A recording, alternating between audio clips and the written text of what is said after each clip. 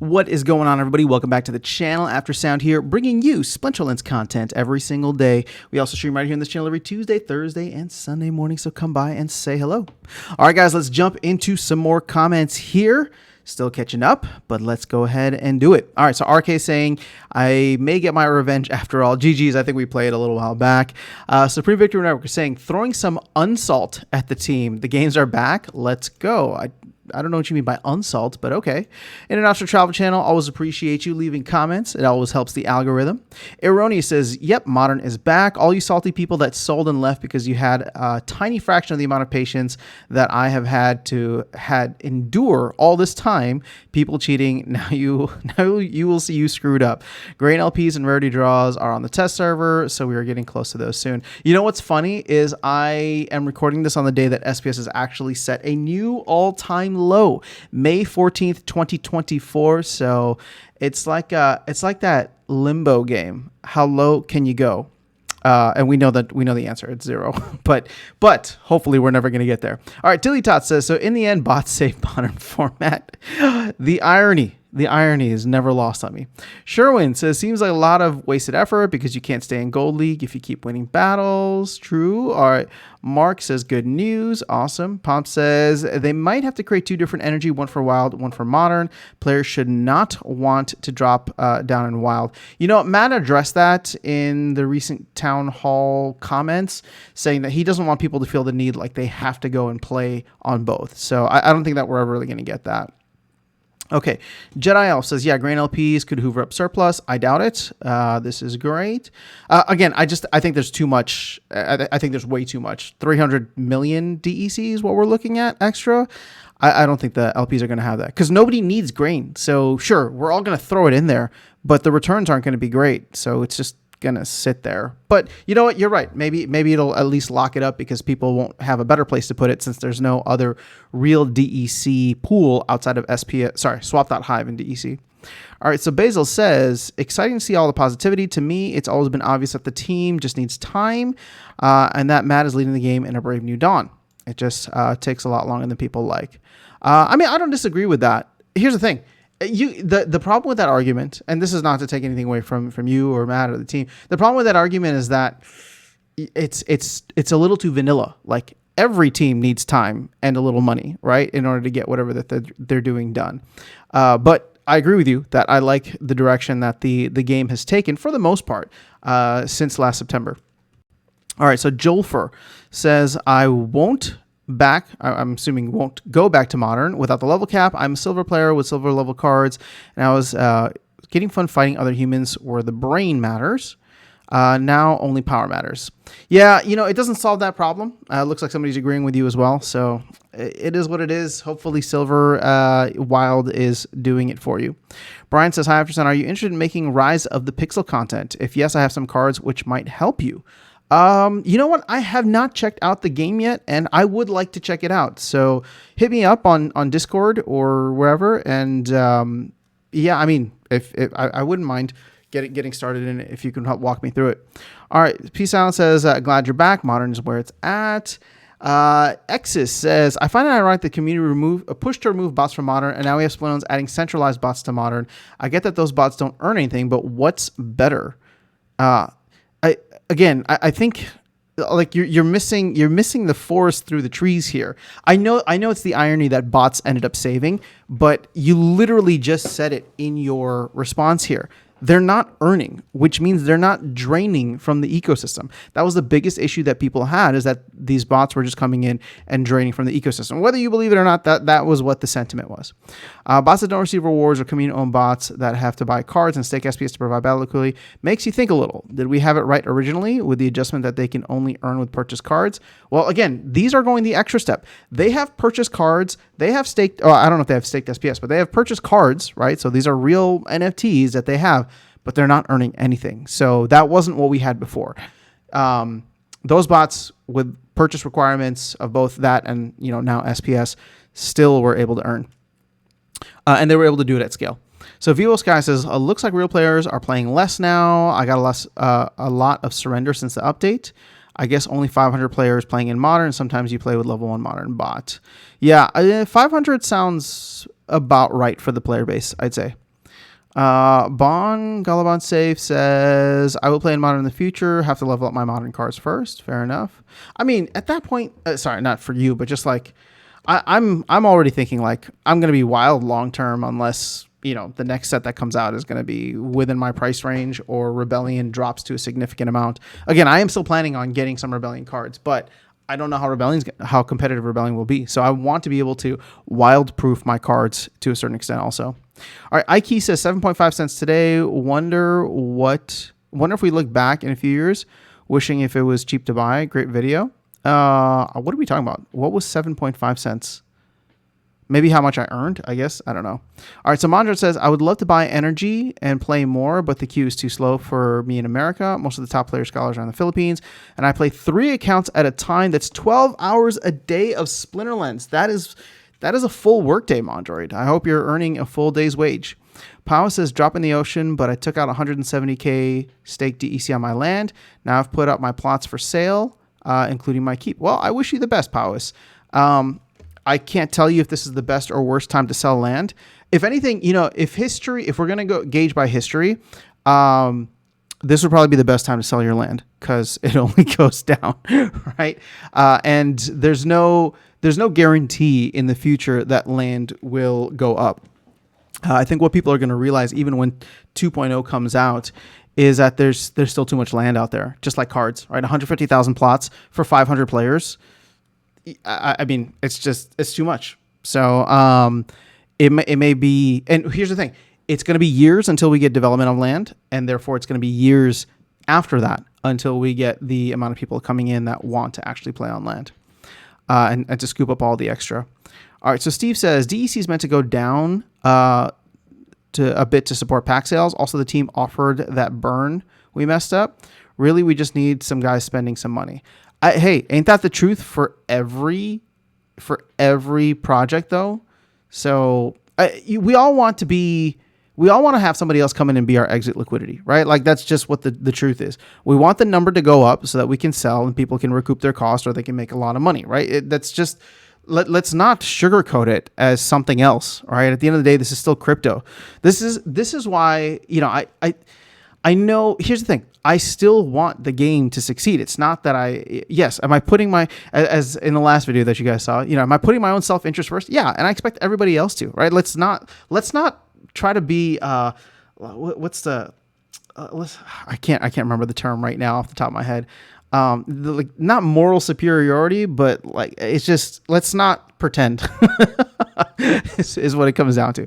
Let's not pretend that's not what we're all trying to do. We're all trying to take something. I call it ice cream money. You call it whatever, right? But I love the fact that the game allows me to buy ice cream. That's what it is. And would I love for the game to get to a place where I could buy a hell of a lot more ice cream? Absolutely. And I think everybody's in the same boat. But that means more people coming in, more people spending money, more people buying at prices that we are willing to sell at. Ardenek says, I'm still getting my ass kicked in Modern Silver because I'm going against Max Deck. I think you nailed it in another video when you mentioned that Splinterlands is no longer for casual players. You are either all in or not playing. Well, thank you. I still believe that. There's no space for casual players right now, which sucks. It really sucks because you only need a couple of hardcore players to really come in and change things. But the world is full of casual players. Like, for example, look at my relationship with Parallel. I love the game. I am way overinvested in Parallel, right? And I bought low and I'm selling high. So I feel very good about that. But I'm a casual player in that space. Maybe you'll get some other folks that come in, but the fact is just the difference between like Parallel and Splinterlands is the fact I could spend $30. That's all I spent on Parallel. Right? I've done like a 5 or 7x that I think in terms of like what I've made back from the game. That's just from playing the game, right? And then of course I had my investment side of buying Prime. You can't quite do that with Splinterlands unless you're going to rent. Now, renting is still one of the best options, I think, and I hope that the one-click set rentals are going to come in and change things. But that's really the only casual kind of nature that people can take with the game. If you want to be a competitive player, you're going to have all the top cards. And right now it's cheap. what happens when it gets expensive? Hopefully it's a good thing when it gets expensive, right? But we'll see. All right, Supreme Victory Network says, getting better. Adam in Funky Town says, I'm so excited for the rarity draws. I got about 250K Glint this season. Might spend it all on Legendary. I did the same thing. In the past, I usually get between 2 to 5 Legendaries per season, so this is a huge upgrade. Yeah, I mean, it's just nice to not have to bother with the non-guaranteed things, right? I would just much rather go in that direction. Sorry, give me 1 second, guys. Okay, we're good. All right, so Asmon says, finally was getting tired of no rewards for the season. Asmon also says, Astron, you remember when I told you what if Legendary was 20K Glint? And you said, no, that would be too much. Yeah, 25K. Did I say that would be too much? Maybe. And yet here I was spending, endlessly at 25K. But you know what? Whatever. My context was probably wrong back then. So I'll admit that. I have no idea why I said that was too much. But at the same time, if that's what it is, I've been happy paying it. I've been happy paying more than the 20K, right? So, Asma says 10-1 burn value for the price of a random same rarity card. Wow, Hearthstone had it that it's 4-1, so you burn 4 legendaries and you get 1, and you choose 1, which is interesting. They run the numbers there. They probably don't want it. It helps to reduce the card inflation. So, at the end of the day, I don't know. I guess I'm okay with it. We'll see if there's issues. I'm sure the team will change it, but you're the first complaint that I'm hearing about this. Not that you're the only person out there, but I'm just saying you're the first person that I've come across that had this complaint. So Nicola says, burned all I have to get legendaries that I need. Got 4 BCX that I can use. It's a bit stupid to burn for 5x and spend 50x. But I guess we don't have a choice. Okay, never mind. Somebody else is complaining about it. There you go, 10-1. Apollo says, too expensive for mid players and too cheap for whales. I got 2 Usuits out of 4 legendary cards, or 2 units. Did more epic draws. That's what I need to do next, is get my epics on point too. Another one. Thank you, International Travel Channel. Berserk says, great improvement. Feels fun again. Awesome. Johnny Sniffle says, strange, not showing when I log in. Hopefully that's not the case anymore. It's just 13 days ago. New HS took me 5 draws to finally get my last BCX for max set. Loving it. Congrats, man. That's awesome. All right, so Keith says, only single cards in specific rarity jars, but still a chance for a gold foil. Congrats on the Izzyar. Such a good card. I agree that there is little excitement for end of season now, knowing that you can guarantee an epic or legendary and not common. I also like the fact that if you needed to catch up on lower cards, you can spend 40K Glint per season for 400 BCX of common. With a chance of gold foil. Yeah, you know what? Getting some of those commons in gold foil might be interesting now. I don't know what to do with my Glint. Like, titles aren't interesting to me, but who knows?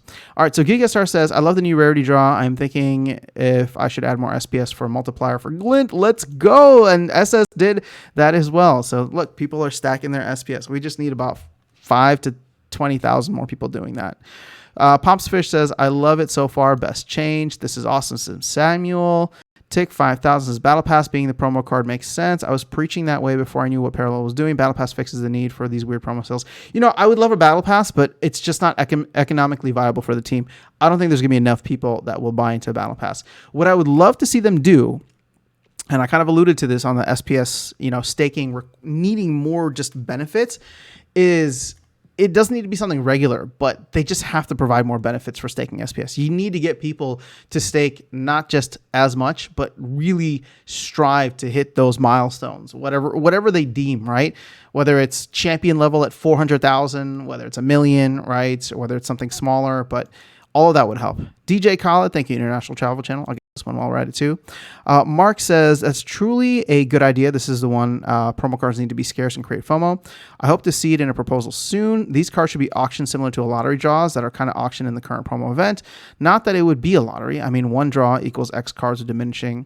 Yeah, regarding the supply half, it may be too much. Oh, maybe drive too much scarcity. What about 25 or even 10%?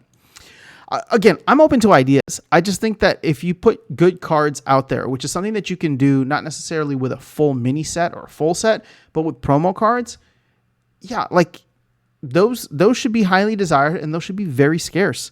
And I know you're going to get some folks complaining about, oh, well, this is only for like rich players now and whales and all that. And it's like, well, you don't need those cards. Right? People are going to be like, you need those cards to be competitive, which you're absolutely right. But you don't need those cards to play at whatever level that you want to play at. And at the end of the day, like, this is pay to win. I don't think, there's no doubt it's never been sugarcoated. It's never been anything else except pay to win, right? You buy the most cards or all the cards and you have the skill set and you'll be ahead of everybody else that doesn't do that.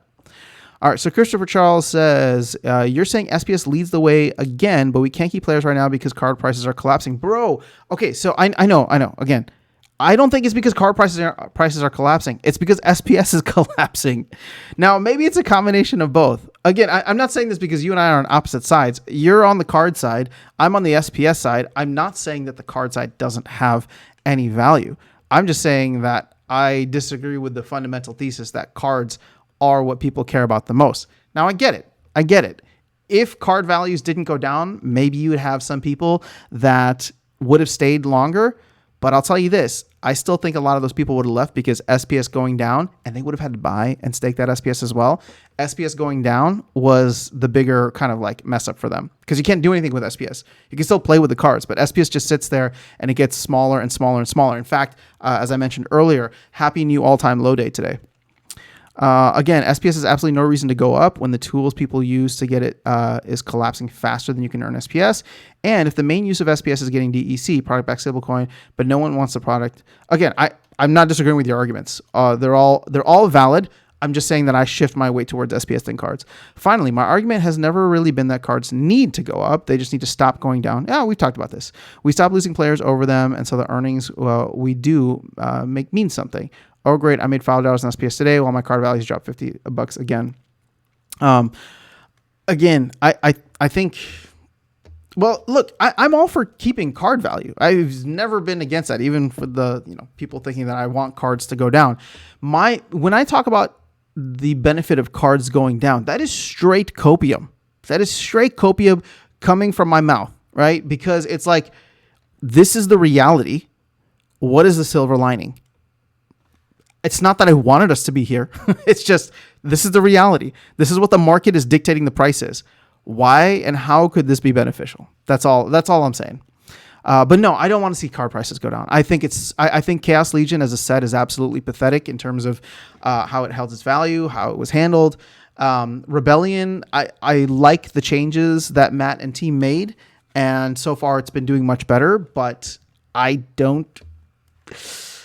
be lying if I said that I expected it to keep its value after the airdrops were done and after, it goes into wild format or something like that. But that's far enough away that I think you're going to get folks like my Mondroid and other people who went heavy into Rebellion that are going to look back at that, look at the value that they received in terms of SPS, in terms of playing the game and all that, and are going to say, well, that value was commensurate, right? It was enough to justify the spending that I had. But for many other folks that maybe didn't go as heavy or maybe didn't take full advantage, I don't know. All right, so Garnoff says, I think this is a great idea. Having more demand than supply and scarcity is always a good thing. To spice things even more up, you could put 10 max copies of a scarce edition in the mix, which has like 1 additional health. I'd love to see very unique cards too, like one of ones. And I know the Rooney was like what they were trying to do, but yeah, I mean, even if they put like one of ones out there, like just the social flex people would have on that would be so cool. Joffrey says 1 parallel stream with Darkest Night. I still got to get him to do. Oh, you know what? It's funny for people asking about the conspiracy theory stream. Like Walking Keys, he's down. Or we're going to try and find a time this week actually. And then I asked Darkest Night. He's like, I'm only going to do it if you fly here to Atlanta and we do it in person. So now I have to find a way to fly to Atlanta at some point. We'll see if we can do a parallel stream. But he hasn't even been playing either. So we'll see. Scott Thompson says, I'll be hitting the rares to try and get more summoner cards. Desperately need some luck on the Lob Lowlands. I need the summoners too. With 12 rare cards available and 6 being summoner, that's 60% chance to hit. Yeah, that's true. 50% chance to hit, sorry. Much better odds than pulling random packs. I agree. They are. I don't have them, says Asman. Oh, about the scarce and FOMO. FOMO from whom? Buyers already buying, others can't or won't. There's no point in driving scarcity for our current few hundred buyers. Not like you would suddenly buy. And if we get 10 to 20K players, this already way too scarce. Okay, so you're right. Would it get me to buy? Probably not, right? But I'm not a buyer, right, of anything. So what I'm trying to do is you look at Baron Fiat, which is selling for $31 with DEC at peg, and then if you cut that in half for the for the price of vouchers, it's probably like $16, $17. Last I checked, it was trading for like $10. Okay, I can't look because we're in maintenance right now, but it was trading for like 10 bucks. So my point is, for the people who actually went in and bought it, yeah, maybe you got some extra prizes and rewards, and of course the team tried to give some additional rewards, but I don't think the team needs to do that because they can only do that every so often. If you buy, let's say you buy the card and you didn't get the rewards, right? Well, then what ends up happening? You'd feel bad that you paid X amount and it's worth significantly less now. So my whole point is that if you put out not enough, then the price of that card goes up, and then you might get someone like me that wants to buy it to flip it. Okay, and this is where it becomes important to flip it, because what does that do? That creates more market volume, right? In more sales volume in the market, burns more fees. Puts that trading back and forth. It offers a little bit more speculation, gets people more involved, and if you gamify how people get into it, meaning that they have to burn some vouchers, right? That's where, as me, somebody who sells vouchers all day, every day, if I were to look at that and run the math, or maybe want to take my chances and say, you know what, instead of selling my vouchers today, I could actually get on the whitelist if I burned X amount more vouchers than other people, right? And then I know that card is going to be so awesome that instead of me just dumping the vouchers on the market, I burn the vouchers. As somebody who gets a good amount of vouchers, like I burn my vouchers to get that card, to buy it at sticker price, and then try to sell it on the secondary market. So again, there's so many levels at which this impacts the economy. It impacts engagement of other players like myself who normally wouldn't buy, and it helps to drive value and demand to those cards that there's just not enough there, right, from a supply standpoint. So if you buy it for $30, but it goes up to $40, right? I could choose to keep it. I could choose to sell it to someone at $40. I could choose to sell it to someone at $35. But guess what? If people start to diamond hand those cards, which is what they do, right? For the most part, hardcore players will buy cards and then they're never going to sell them. So if there's not enough around, well, all of a sudden, like that floor price starts going up. And then you, who bought it from me at $40 in 6 months, if any new players come in, or if someone's leveling up their deck and they said that they just need that card, if they go and they buy it for $50, and now all of a sudden the floor price is at $50, you bought it from me at a 25% gain from me, but you're happy about that purchase at $40 because right now the floor price is higher than what you bought it for, right? So again, going back to Christopher Charles's point, it doesn't even need to go up; it just needs to stay. But if it does go up, you feel even better about it. Even if you have no intention to sell, you just feel better about it. And you feel better overall with your decisions in the game. All right, so SS says, the Glint shop is getting better and has so much potential. I agree. I hope the community will rally around this change and turn some of the salt into encouragement for the team. I do hope so, too. All right, we're at about 23 minutes. Let's keep going for a bit. All right, so what's the point of going through comments like this? You're mostly just skimming. Probably better to answer only some questions instead of just trying to grind through them all. I don't know. Some people appreciate the fact that I'm trying to go through all the comments. Again, there's no requirement to watch these videos if they're not interesting. But I get it. If you want to come and see me responding to your comment directly, then you'd have to fish through it. And I apologize, but this is just the way that I like to do things. When it was on the live streams, I always tried to acknowledge at least every comment. So I'm going to continue doing that. I know there's a lot of repetitiveness. I know there's a lot of whatever. If it's not your jam, it's totally cool. I'm still making other videos. I get it. I'm not trying to waste people's time here, but it's important to me. It's important to me that I try to get to everybody here so that they at least feel heard. But if it's not important to you, I hold nothing against you. And if you want to skip these, totally cool. All right, so Asman says, at 4 minutes, with that logic, why not think of your whole portfolio as just fun? No need to make profit, because for some small players, it's a giant chunk of their portfolio. So to tell them it's just fun is amusing. Let's say all your altcoins go to 1%. Okay, so to your point, it is all fun for me now, because I've talked about this many times over the last 2.5 years. I've separated out the investment side, right? And I've recovered a lot just from trading on DEC going down and up, DEC going down and up, or SPS on whatever. So I know for many other people, it's tough because you're not looking at it that way. But I had to make the decision a while back where it's just like, okay, I'm down X amount, right? This is the amount in this account, right? My main account that will always be for fun. I don't look at the card price. I don't look at the card values. I don't look at the SPS. I mean, I do look at the SPS value because it's just sad. But like everything else, right? I'm going to try and recover by trading or whatever, or, investing in other assets, right? So part of like me selling the vouchers every day is the investment that I had into node licenses. And I take that out as ice cream money every day to recover, or to, buy ice cream or Bitcoin, whatever it is. So I don't mean for it to be amusing, but that is just my perspective on it now. And I've talked about it at length over the last couple of years. I'm happy to go into it further. But if you look, for example, at how I approached Parallel, right? Because that's the only game that I've gotten really like far into.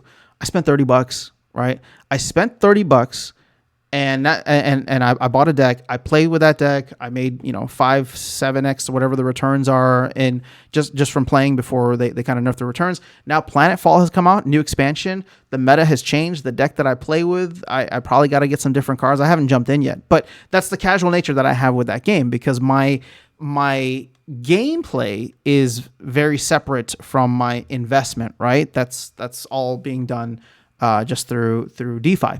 The gameplay is just, it is what it is. And that is my recommendation, not financial advice, but it's just my recommendation for folks when going out and exploring other games. Like, don't throw your life savings into this stuff, guys.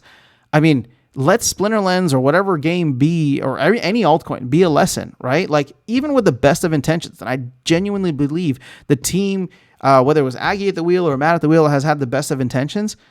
Like, markets are going to market, and bear markets are brutal, especially to altcoins. And at the end of the day, these are all just altcoins with a bunch of altcoins within them, right? So like, it's funny because I look at like, what is the market cap for Splinterlands need to be to get to a new all-time high? But the truth is that it's not just SPS. We need to reach that with card assets and node licenses and vouchers, and like there's just so many things underneath now that money coming into the game. It's like it's not all going to go into SPS. In fact, like it's definitely not going to go all into SPS, because if somebody wants to come in and actually interact with the ecosystem the way that it's designed, they will have to take a portion of the money and buy SPS. They'll have to take a portion of the money and buy cards, right? So I don't know. Hopefully that answered your question. All right, Tiger FPV says the suggestion has been proposed for a long time, but it never happened. It's because we always want to believe cards are not enough when new players come, but we want to see, but we never see an influx of new players that can soak up the excess cards. Even the Lux dropped to 1/3 of its price. It's actually at less than 1/4 of its price. Consider it only had 1,000 prints. How much less should we print for promo cards? 100. 100 might be a good start. I might even go lower than that. And here's the thing. Here's the problem, right? Then all of a sudden, like, is the team making money, or is it worthwhile for the team to make money from that? I don't know. That's where they have to run the numbers. I was just giving the general idea there. But there's 500 people playing in modern format. And I would say that those are the only people that are actually competitive in the game. And even within that, there's a subset, right? I'm playing in like gold, and my rating is like 400 something. So I would say, or, when I was able to make it into diamond earlier this season, I've dropped back down. When I was able to make it into diamond, I was at like 350, right? So the subset of people who are actually playing the game that would buy these cards because they need them to be competitive at those top levels, it might only be the top 100. So make 50 cards, right? Like, I don't know. We'll have them run the numbers and see. But again, the purpose is so that those cards are actually expensive. When people come in and they're just like, whoa, there's not that many of those cards. And that's a good card. It's one that I would need or that I would like. That's the whole point. It's to have that scarcity, right? It's not available to everybody. And if you want it, you are going to have to pony up. But if you do, and when you do, you get the social flex and you get the in-game benefits. All right, so Basil says, fun times. I don't earn enough glint, so I'm saving up. I only play manual, and I'm lazy as heck. That's right, too lazy to game. Hey, you know what? I'm sure you have a lot of other really cool things going on in your life, so I wouldn't say lazy is what it is. All right, this is frozen now, so it looks like I'm going to have to stop here. Oh, no, we're back. Okay. Let's just do a couple more because we're closing in on. Oh, we just got to 30 minutes, so we'll do 2 more. All right. So RK says, I put that comment last week. I find it hard to believe for someone to complain like the all-seeing eye being in the game for 4 months. Alicios has done nothing but slam the game. I mean, he's on every one of your videos, but he may have a thing. Come on, no, we don't need to take personal shots at Alicios. Alicios has always he's always provided very thoughtful reasons. Yes, he slams the game a lot, but if you read his reasons, again, maybe you don't agree with them all, but they're not just coming from a place of, there's other people who leave comments and say like, oh, the team is just a bunch of scammers, or the team is just doing this and it's a rug pull, blah, blah, blah. I think that a lot of the gripes that Alicios says, many people can't disagree with, even the hardcore supporters, even myself, right? It's just like, yeah, they shouldn't have focused on X. That was not the best thing to do, right? Or they should have done this, or at least tried this, right? And it's easy to armchair quarterback, right? But everybody's doing it here. We're all doing it in the comments. At the end of the day, like Matt, Nate, team, like they're the ones in the arena. They're the man in the arena, right? They're trying to get this stuff done. They're putting in the effort, and I appreciate that more than anything. All right, so Matthew says, I'm a new player. Oh my God. Yes, we're definitely ending here. We have a new player. Honest question, if everybody eventually fills out their Soulbound collections with Glint, won't the marketplace be dead? Well, what marketplace? Yes, to your point, yes. But there's a new set of cards coming within the next couple of months. So, and if new players come in, right, because we'll be able to unlock these Soulbound collections when that new set comes around in a couple of months, fingers crossed. If new players like yourself come in and don't have a max copy, then there might be the incentive on the NFT marketplace to sell or to buy and sell. Okay, that's all I got for you guys in this video. We'll keep it going. Oh, look, we're only 12 days behind now. All right, I know I said I was gonna do it over the weekend, but we're gonna buckle down and get this done this week. So that's all I got. Have an amazing rest of your day. I'll catch you all in the next one and see you around the game. Take care.